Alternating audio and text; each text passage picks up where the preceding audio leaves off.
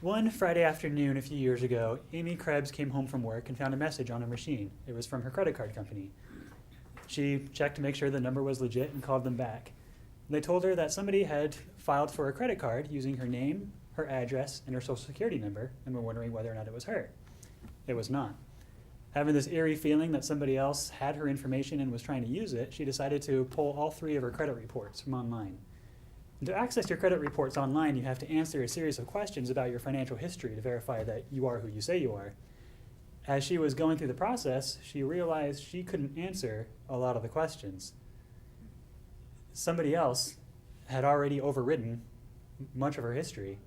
As she put it, quote, "It felt like somebody had taken over my life." So she had to order her reports by mail, and that required her providing everything from a birth certificate to utility bills. And when she got it back, she saw that over the last 6 months, somebody else had opened up 50 plus accounts in her name. Everything from cable subscriptions to car loans to hospital medical bills.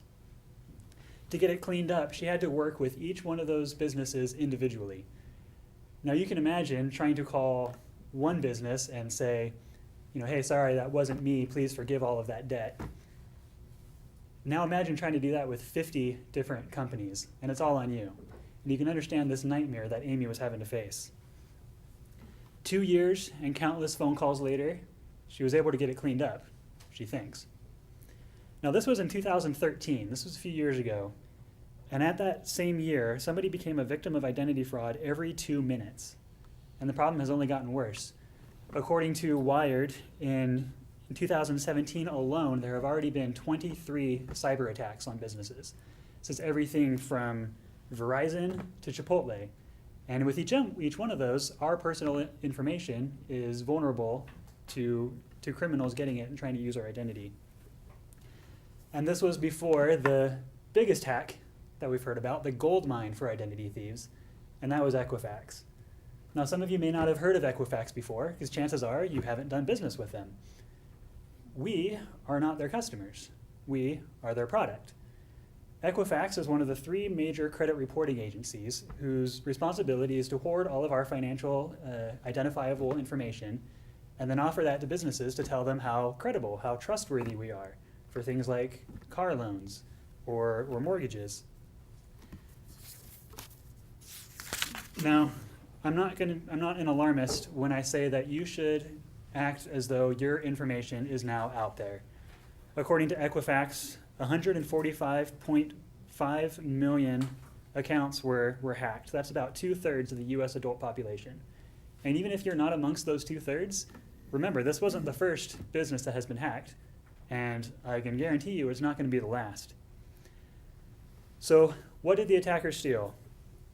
Your full name, including possibly your maiden name, your address, your phone number, your social security number, your credit card numbers, and other personal documents that people may have submitted to verify their identity, such as Amy sending in her birth certificate and utility bills.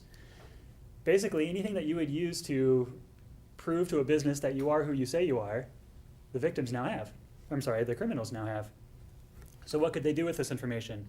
They can use your credit card, they can withdraw money from your account, they can get new credit cards in your name that you wouldn't see on your own bank account, they can take out loans in your name that you wouldn't know about, accrue hospital and pharmacy bills, obtain a driver's license or a photo ID and use that to commit further crimes, file your tax returns with fraudulent deductions, which means they will get all the money and you'll be stuck with an audit, and steal other government benefits.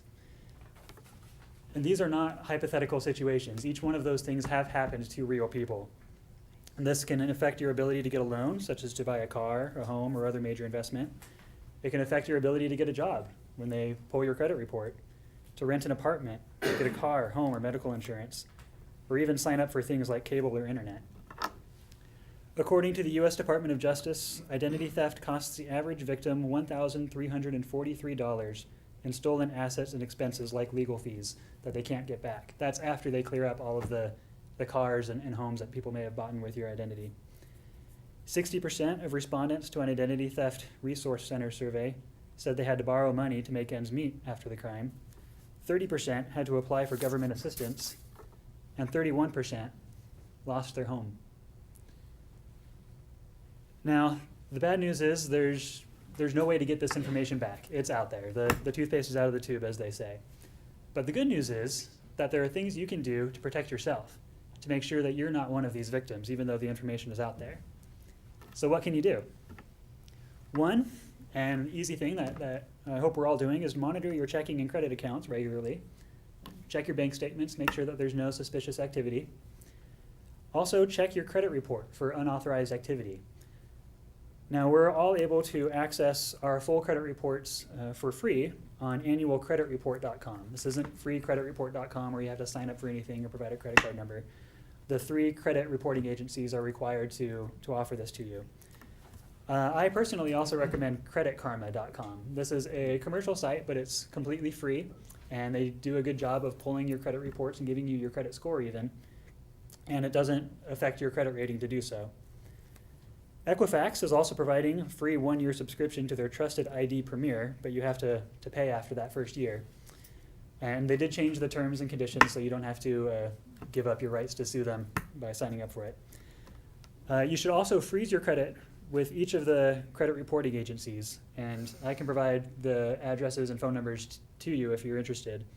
But this essentially makes your credit history password protected. So in case somebody tries to get a car loan or a house loan, the bank will want to pull your credit report, and they'll say, sorry, this is frozen, and they'll contact you to give them the secret code to allow them to unfreeze it.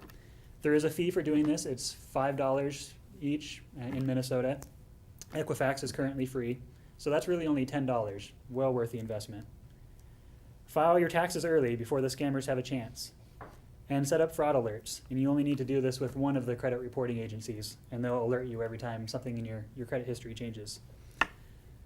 The Identity Theft Resource Center CEO, Eva Cassie Vasquez, says that taking a wait-and-see approach could be hugely detrimental.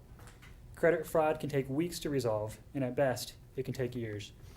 You have spent your entire life building up your good name and your good reputation. Keep it that way. Madam Toastmaster.